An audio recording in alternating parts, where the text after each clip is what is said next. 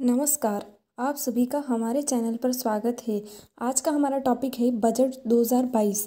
तो इस पर हम कुछ इम्पोर्टेंट क्वेश्चंस को डिस्कस करेंगे जो कि इस बार बजट 2022 के हाइलाइट्स रहे हैं। तो स्टार्ट करते हैं। फर्स्ट क्वेश्चन है, बजट 2022 की घोषणा के अनुसार भारत की अर्थव्यवस्था दुनिया की कौन सी बड़ी अर्थव्यवस्था है? ए third, B fourth, C fifth या डी 10th? तो इस क्वेश्चन का जो है वो सही आंसर है सी फिफ्थ। हमारी अर्थव्यवस्था जो है वो दुनिया की 5वीं बड़ी अर्थव्यवस्था बन जाएगी।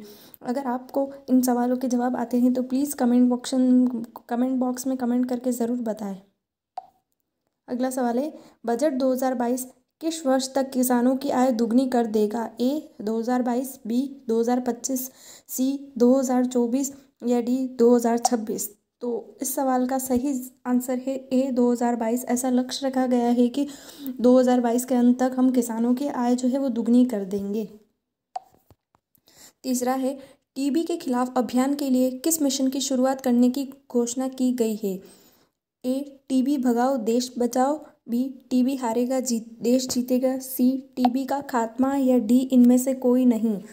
तो इस सवाल का सही जवाब है बी टीबी हारेगा देश जीतेगा। 2025 तक इसे भारत से खत्म कर दिए जाने का टारगेट रखा गया है। तो आंसर है बी। अगला है, 7 लाख से 7.5 लाख तक। अगला सवाल है, 7 लाख से 7.5 लाख तक की आय पर कितना इनकम टैक्स निर्धारित किया गया है?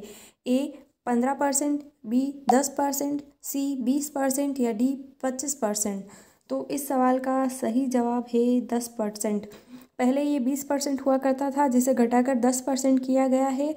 7.5 लाख से 10 लाख तक की आय पर 15% इनकम टैक्स निर्धारित किया गया है और 10 लाख से 12.5 लाख तक की आय पर 20% तक इनकम टैक्स निर्धारित किया गया है। तो 7 से 7.5 लाख के बीच में 10% है, पहले ये 20% था।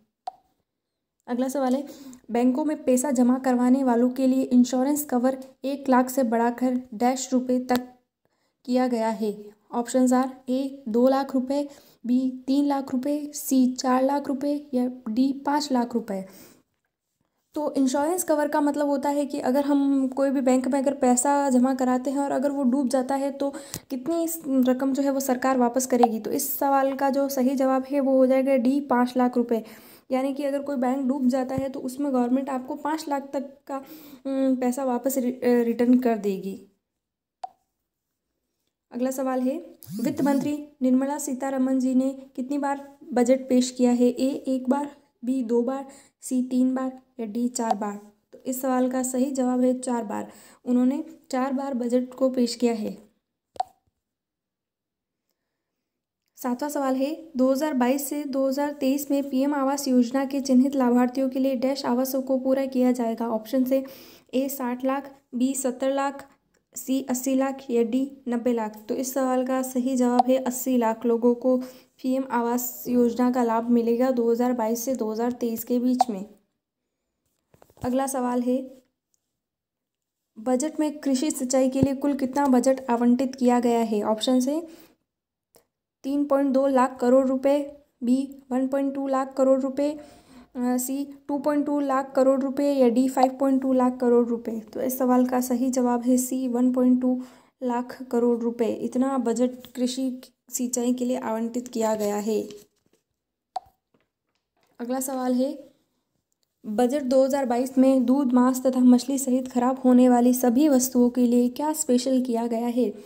ए किसान रेल की शुरुआत, बी कोल्ड स्टोरेज की शुरुआत, सी स्पेशल मंडी की शुरुआत या डी इनमें से कोई नहीं? तो इस सवाल का सही जवाब है ए किसान रेल की शुरुआत। किसान रेल की शुरुआत से इन सारी चीज़ों का इजीली ट्रांसपोर्ट होगा ताकि ये सारी चीज़ें दूध, मांस, मछली या अन्य जो भी खराब होने वाली चीज़ें हैं वो खराब ना हो। अगला सवाल है, निर्मला सीतारमण द्वारा देश में शिक्षा को बढ़ावा देने के लिए किसकी स्थापना की घोषणा की गई है? ऑप्शन से ए स्टडी इन इंडिया कार्यक्रम, B national scholars foundation, C research institute of India या D all India research institute? तो इस सवाल का सही जवाब है ए स्टडी इन इंडिया कार्यक्रम की शुरुआत की घोषणा की गई है अभी, ताकि देश में शिक्षा को बढ़ावा दिया जा सके। हमारा आखिरी सवाल है 2022 में राजकोषीय घाटा कितना प्रतिशत रहने का अनुमान है? ए 3.8%, बी 2.1%, सी 6.5% या डी नील। तो इस बार जो है 3.8% का राजकोषीय घाटा रहने का अनुमान है, यानी कि जीडीपी का 3.8% राजकोषीय घाटा रहने का अनुमान है। अगले साल तक हमने इसको 3.5% तक का लक्ष्य निर्धारित किया है, यानी कि 2023 में लक्ष्य की जो राजकोषीय घाटा है वो 3.5% तक का रहे। इसी के साथ हमारे सारे सवाल समाप्त हुए हैं। अगर आपको इनमें से सवालों के आंसर आते हैं तो प्लीज़ कमेंट बॉक्स में कमेंट ज़रूर करें और हमारे चैनल को लाइक शेयर और सब्सक्राइब ज़रूर करें। Thank you.